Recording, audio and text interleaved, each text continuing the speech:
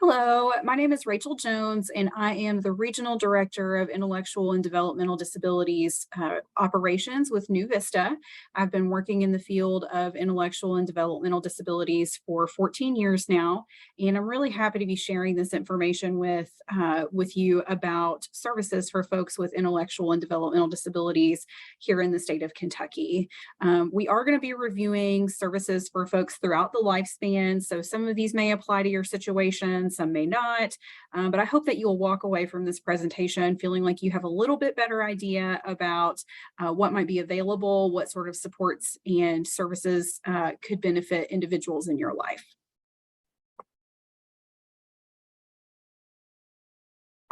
So the first program we're going to talk about is the First Steps program, and this is Kentucky's early intervention services. And the target audience for these supports are children birth to age 3. And, they're going to serve folks that have developmental delays that have been identified. And really the end goal is to help folks address those delays and get them caught up with same age peers so that they no longer need long-term supports and services. Now, they do support folks that have what they call established risk conditions. So sometimes if there's, a known physical situation like a Down syndrome diagnosis, cerebral palsy, et cetera, we can anticipate that those folks are going to need some lifelong supports. And so when folks age out of First Steps at age 3, they are working with the individual and with their team to ensure that they have appropriate transition services in place. So First Step services, there is a listing that's identified there, some of the different types of supports that can be accessed. And one of the really awesome things about First Steps is that anyone can make a referral for this service. Anyone that has a concern about a child's development, so it could come from a family member, a daycare provider, another, like extended family member, or like a pediatrician. It does not have to come directly from a physician, but they will access or try to work on obtaining medical records just to verify eligibility for the program. And all families that are referred to First Steps are assessed for their ability to pay. And the program can be billed through Medicaid, private insurance, and some folks may have a copay for services depending on their household size and income. Now, prior to the pandemic, all of the supports that were available through First Steps were provided in person. And First Steps also utilizes what's known as a coaching model. So rather than having the interventions really be focused on working one-on-one with the child, the therapist and interventionists that are working with the individual are also going to be working with their other support. So that's going to be parents, any caregivers, daycare folks, anyone that's going to be involved in providing care to that child. And the goal there is to show them supports and strategies that they can implement across settings for that child to really maximize their benefit from the support. So during the pandemic, these services are being offered through a combination of telehealth and in-person. And so depending on what might be best for an individual situation, though they can offer those types of accommodations. Okay, so the next set of supports that we'll talk about is called the Michelle P. Waiver. Michelle P. is one of the waiver programs that's available here in Kentucky, and this waiver is designed to provide support for folks that have either an intellectual or a developmental disability. And so for individuals with autism, this is potentially a waiver that they could access. And there's, again, a listing of the covered services and supports. And really, this waiver is designed to help folks remain in their home, remain in their community, and help them maximize their level of independence. So, for example, some of the supports can be tailored to just meet a person where they are. So, for example, if someone needs assistance with learning how to budget their money, maybe they need to work on being able to shop for their personal needs, or maybe they need support managing their hygiene, learning social skills. Those services, again, are going to be very person-centered and tailored to the individual needs. And that we want that for that individual to also be an active part of the planning process for those services. And there are a couple of different ways that people can access these supports. One is through what we call the traditional route for services, which is where they would select Medicaid approved and certified agencies to provide the care that they need. So they would work with that agency to figure out who is going to be providing the service, at what times, et cetera. And then the other option that's available is called participant direction. And this can actually allow a person to go through the process of becoming a private employer, and they can hire family members, friends, maybe people that they know from the community to be able to provide that care. So it really provides just an enhanced level of flexibility and also control over the supports. There are some additional responsibilities that come along with that, but that has been a really, really popular option, especially for families of school-aged children, where a lot of the agencies that are certified to provide these services are not really set up in a lot of ways to be able to accommodate some of those unique scheduling needs. So participant direction can be a really popular option. So one of the only downsides to Michelle P is that at this point, this program is currently waitlisted. And it's a pretty significant wait list. The last figures that I heard were well over 7,000 people that were waitlisted. And at this point, that wait list is treated as strictly first come, first serve. There are some other programs that we'll talk about here in just a few minutes where there's some different criteria and some different categories of need on wait lists. But again, for Michelle P, it's strictly first come, first serve. So what we've been seeing over the last few years has been that the state will allocate roughly 750 to maybe 1,000 slots throughout the course of the year. Typically, they will release those allocation groups quarterly.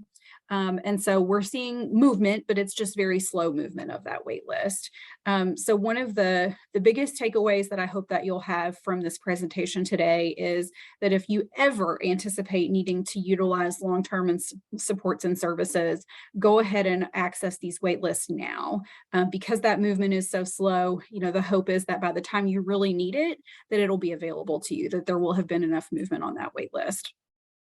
And you'll notice there is a phone number listed on this presentation that you can call if you have already assisted someone with being put on the wait list for this program. You can call that phone number and just check where they're still at on the wait list.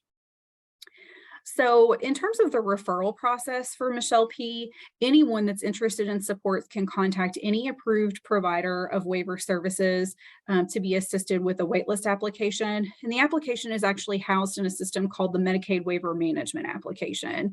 So there's a few pieces of documentation that you can routinely expect will be required for these referrals. The first is called a MAP 10, and that MAP 10 is just a physician's recommendation for services. So that's going to verify the diagnoses that the individual carries and say, yes, this person requires this level of care. The next piece that we're going to need is some additional verification of their diagnosis of that intellectual or developmental disability. So we're looking for specifically a psychological exam. If the person does have an intellectual disability, ideally we'll have something that has IQ testing completed in it. And then also, ideally, we'll receive an adaptive behavior assessment. So something along the lines of a Vineland. And oftentimes, if we're assisting someone with the application process and they are still in school and receiving special education services, the most recent integrated report from the school system often will have the exact type of testing that we're looking for. So if you can provide a copy of that integrated report, that will generally fulfill those requirements. Then the last piece that we need is called a MAP 115, and that's just an authorization from either the individual or from their legal guardian that would allow us to assist with that application process. Now, I will say people can go through the process of accessing the application independently. If you go through the Benefind website, you can do it on your own. However, we typically caution against this for a couple of reasons. One being that even if you are very, very tech savvy, the application, they've tried to make it very accessible for a variety of reading levels and things like that, but there's definitely still a fair amount of clinical language in it. And so it can be a little bit challenging to understand exactly what's being requested. So the application process is also dynamic, meaning that depending on how you answer certain questions, there may be some additional pieces of supporting documentation that are required. Now, in addition, the community mental health centers around the state of Kentucky, we honestly assist with these applications every single day. And so that is always my recommendation, is to utilize your CMHC to help with that application process, because the other aspect is once you start that application, you are the only person that has access to it. You don't have anybody else that can look at it with you or help you sort of troubleshoot where you're at or where it is that you're getting stuck. And so, I, again, just strongly encourage people to utilize that resource within the community mental health centers for that application process, because they are doing it very frequently. They are going to be able to help, troubleshoot any of those issues that you might come across, and make sure that that application gets worked to completion. So you can start the process even if you do not have all of these required pieces of documentation, but it can't be physically submitted to Medicaid for review until all of the requirements are met. And I know one of the things that we often hear from folks is, well, we suspect this individual has an intellectual disability, but they've never been tested. Maybe they are in their 30s, or they've been out of school for many, many years. Maybe they never attended school. There are a lot of different scenarios that can come up. And so if you find yourself in need of a psychological examination, the CMHCs are also going to be a really good resource to be able to secure a psychological assessment.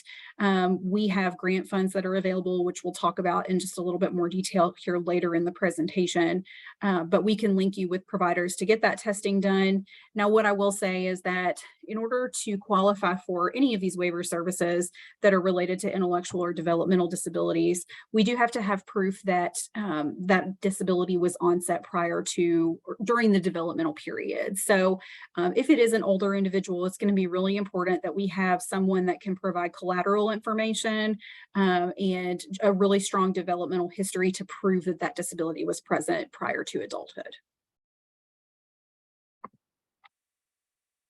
Okay, so the next program that we're going to talk about is called the Home and Community-Based Waiver, and HCB is just a little bit different. The service package that's available is a little bit less comprehensive than what we see with the Michelle P. waiver. The targeting criteria is also a little bit different. So this is looking at supporting folks that have physical disabilities of some sort, functional limitations related to those disabilities. And it's also looking more at supporting folks that are elderly, who have that sort of more acquired disability over time. So, we do have some folks with developmental disabilities who can end up qualifying for HCB, but it's a little bit more hit and miss. In general, the assessment process for HCB is based primarily on that physical aptitude and then age-related milestones. So again, the application process for home and community-based waiver is again housed in MWMA. And just to kind of touch back on that for a brief moment, one of the biggest advantages, this whole process of the application used to be managed on paper, and we used to fax the applications into the state. Obviously, that was not the most efficient way to do things. And so when they migrated the system for applications over to MWMA several years back, one of the biggest advantages is that it's a one-stop shop. So you fill out one application and you are applying for all of the waiver programs that you may potentially qualify for. So that's been a really positive change. It, reduces some of that repetition of what we used to have to go through with the application process. And similar to what we talked about with Michelle P., we still need to have that MAP 115, so that authorization that would allow us to assist with the application process, and then also a MAP 10 form. And one of the key differences with the MAP 10 here is that the people that are qualified to sign off on it is a bit more limited. It does require a physician's signature, and there's a little bit more latitude with the Michelle P. waiver program and who can sign. So it's an important distinction to make. Now, the biggest advantage with the home and community-based waiver is that there is no current wait list. So if folks qualify for this waiver and meet level of care, they can access those services as soon as providers are put into place. And similar to Michelle P., there are still the same options for service delivery in terms of the traditional route and then participant-directed services. Now, there are some limitations during non-pandemic times in regards to whether or not the legal guardian or immediate family members can provide that paid service through participant direction. Now there is an additional, basically an additional approval process that they have to go through. So not to say that it's not allowed at all, but there are just some additional hoops to jump through with that. And typically speaking, if participant direction through the home and community-based waiver is something that folks qualify for and are interested in, that is going to be going through the local area agencies on aging around the state here in Kentucky.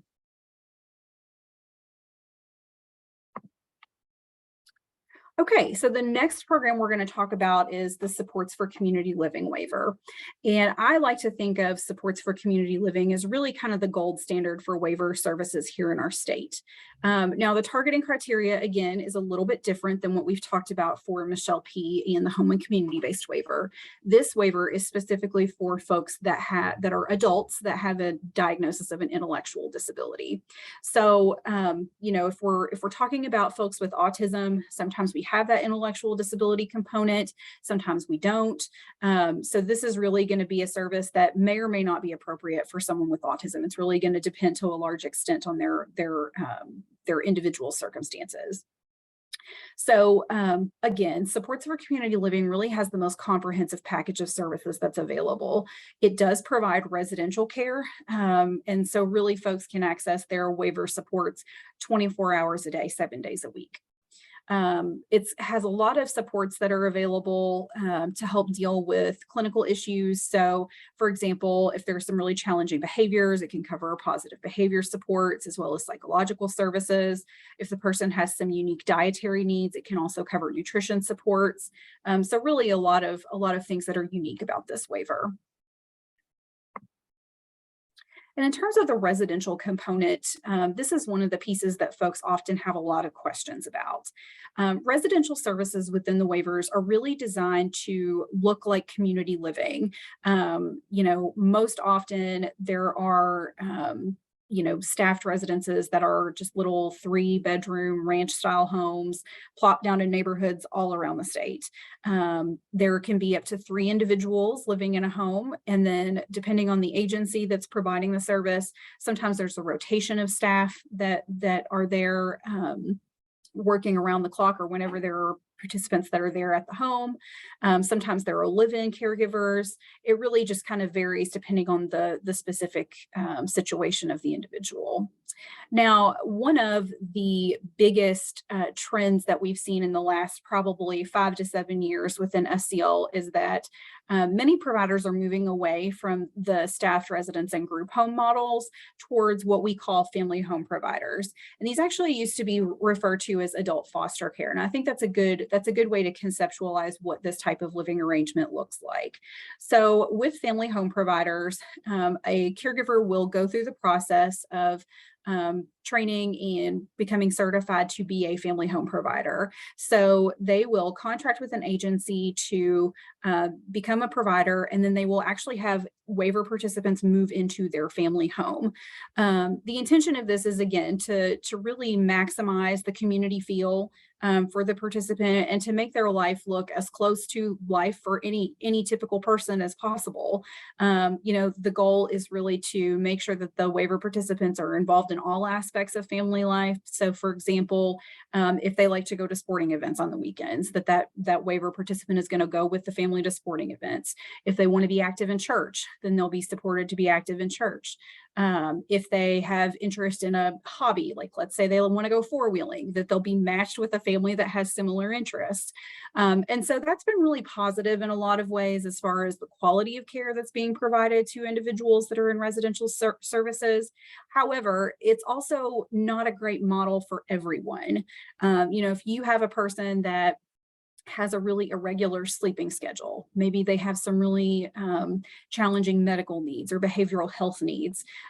Sometimes that can be not a great fit for that sort of family model of living. And so we really need to find that staffed residence or group home model where there's more of a rotation of caregivers. And so as we've seen this move of providers gearing more towards the family home provider model, it can be a little bit more challenging to find an appropriate staffed residence or group home. So just some general information to have there.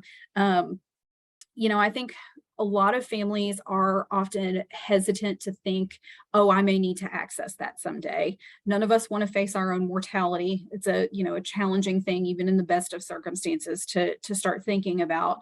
But the reality is that many people with disabilities in the course of their life may need to access residential services, even in situations where you have the best laid plans and, oh, so and so is going to go live with their sister, when I die or when I'm no longer able to take care of them. And somewhere along the way, sister has created a life of her own. Maybe sister has small children in her home. Maybe sister has a job where she has to travel a lot and can't be there 24/7 with the individual. Circumstances can change. And so, in just sort of thinking about preparing for the future, again, one of the things that I strongly recommend is that if you ever think that there may be the most remote possibility that this may be something that your loved one may need, go ahead and get waitlisted. The waitlist for the Supports for Community Living waiver is not as long as what it is for Michelle P., but we're still hovering somewhere in the neighborhood of 2,500 to 3,000 people. Now, with SCL, there are some different categories of need for the wait list. So we have futures planning, and that's just for anyone that either is under 18 that may need it in the future, or even if they're an adult, it could be a scenario where they're well supported where they currently are. They have an active family life, they have a meaningful routine throughout the day. They're doing okay, but they might need this in the future. Then we have the urgent category of need, which are typically folks that have either an aging caregiver, or maybe they have some challenging needs related to behavioral health, or um, maybe just like behavioral challenges. And they're okay for the moment, but they're kind of hovering on that borderline of this turning into a crisis and them being at risk of losing their placement. And so those folks are prioritized each year. And if all of the emergency allocations, which we'll talk about here in just a second, are not utilized, then at the end of the waiver year, those folks that are in the urgent category of need are going to be the first to be allocated. And then, okay, so the third category that we have is the emergency need. So these are folks that it has become clear their situation is too severe for whatever reason. Maybe there's been the death or the loss of a caregiver. Maybe it's that their behavioral health needs have just become too intense for to be managed by the family or the current caregiver. Maybe there's been APS involvement, so a situation of abuse or neglect, and those folks are in immediate need of residential support. So if those scenarios ever come up, then we can make a request for an emergency allocation. Typically, we see that there are between about 100 and 120 of these emergency slots that come available each year, and typically all of the allocation that happens for the SCL waiver ends up going to those folks that are in emergency situations. So, again, I think one of the best things that folks can do is go ahead and work on that wait list, getting on the wait list through the application process now. And then once your situation changes, you can ask to be bumped up to those different categories when the time comes. So again, this application process is housed in the MWMA system. We still need that MAP 115 authorizing us to assist with the process. We do still need that MAP 10 with the ICD codes verifying their diagnoses. And because this waiver is for folks specifically with the intellectual or developmental, with an intellectual disability, it does require the presence of a psychological exam that has IQ testing. And if the person, functions at a level where there cannot be a valid response and it's an unknown level of intellectual disability, that's okay, but we still have to show that that testing was attempted. And then in order to be considered for immediate allocation, for those emergent circumstances, we do also have to have documentation showing their current adaptive functioning. And so currently here in our state, current is defined as within the past 2 years. So again, if there are scenarios where you are working with an individual and you feel like, gosh, they really need residential care now, we'll talk about accessing crisis services and what we can do to try to assist in those scenarios. And we can definitely link them with appropriate providers to get that testing done, both for the psychological evaluation and then also to get that current adaptive functioning assessment completed as well.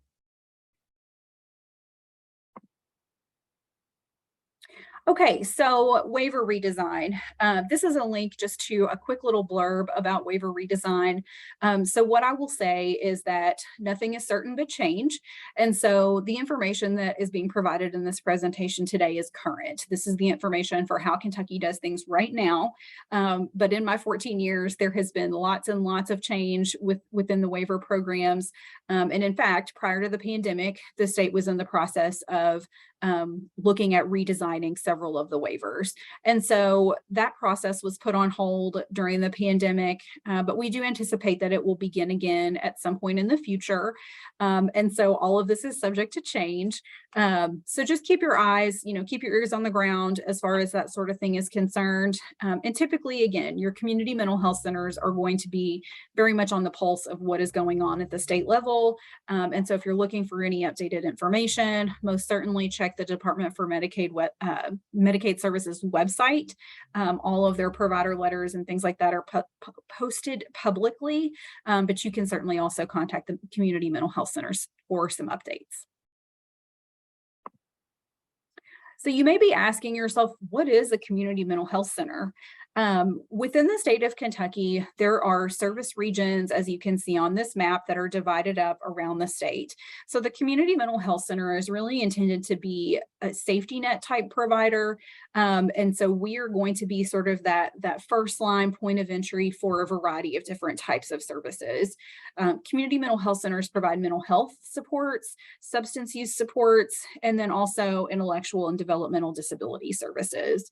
And each of those community mental health centers also has a contract with the Department for Behavioral Health to deliver specific services, especially to prioritized populations like folks that are in need of support but don't currently have access to a secure funding stream for it.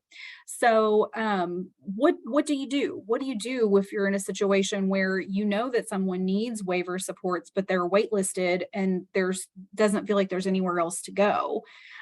So again, reach out to your community mental health center.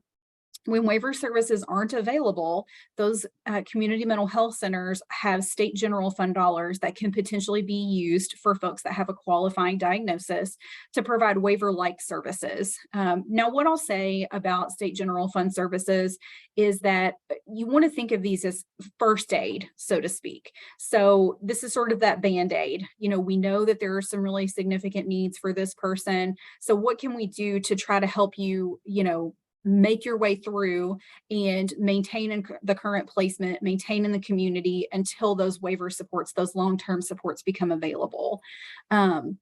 So for example, someone might express interest in behavior support services. So we might be able to utilize state general funding to provide maybe 1 to 2 hours per week of behavior supports, whereas through the waivers, you could get 3 to 4 hours per week of those same supports. So again, it's kind of that Band-Aid. We know that we may reach a point where we need to look at implementing, additional supports, but because these are limited grant funds, we do have to be really very watchful about how much we allocate, partially because these dollars have competing priorities. One of the other things that these grant dollars provide support for are our crisis response services. So anyone that has a diagnosis of an intellectual or developmental disability is eligible for crisis response services. And really, crisis is defined for the purposes of this contract as whatever feels like a crisis to the person. So this could be, a response to a caregiver situation. Maybe there's been a really significant escalation with behavioral issues. Maybe the person has had a recent psychiatric hospitalization. Maybe there has been a death or loss of a caregiver. And so we need to try to figure out what supports can be put in place for that individual. So our crisis response services are intended to provide person-centered short-term responses to these crisis situations. One of the common questions that I get is, well, do I have to end my other services if I utilize crisis supports? And the answer to that is a definitive no. These crisis supports are intended to be supplemental to anything else that the person is currently receiving. We're not, replacing anything else. Our goal really with crisis situations is to help the person reach that point of stability, make sure that they are connected with the long-term supports and services that they're going to need to be able to prevent that crisis from reoccurring occurring, and then to phase out within about 60 to 90 days. Now, certainly we do have scenarios where folks need to utilize those more intensive crisis supports for longer periods of time. And we do support some folks that it sometimes feels like are chronically in crisis, and that's okay. You know, there's not a one size fits all with crisis, but again, the intention is that these supports are short-term in nature. And really, I think one of the hallmarks that is very important to talk about is the fact that these services are intended to help the person maintain in their current environment. We are not in the business of removing people. You know, there are other agencies within the state that do that if there are situations where there's abuse or neglect identified or exploitation. You know, we do help facilitate placement in some scenarios, but that's not the only thing that we do. You know, we are also involved in things like environmental assessment, you know, person-centered planning, taking a really critical look at the current array of supports and services that people have in place and trying to help teams, you know, identify what's working, what's not working, and really provide that objective set of eyes that's sort of fresh and new to the situation.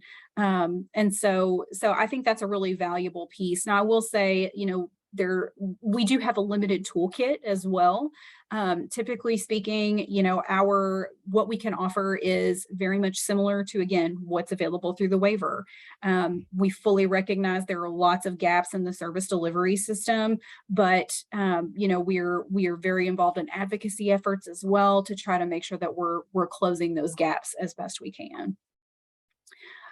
So in order to access crisis response services, there's a different contact for that for every region of the state. So depending on what county you are located in, where you're viewing this information from, that is going to determine which of the community mental health centers you would contact. But all of these agencies have 1-800 numbers that are available 24/7, 365. And by contract, we are all required to have a trained IDD responder on call at all times. So that's someone that has completed specific training and has at least a year of experience working with this population. So that's very important to point out as well. And so the information on the community mental health centers, we'll go back to the map for just a quick second. But you can see like sort of how it's divided up. But you can always Google that, like depending on what's the community mental health center for my county, and be able to find that information.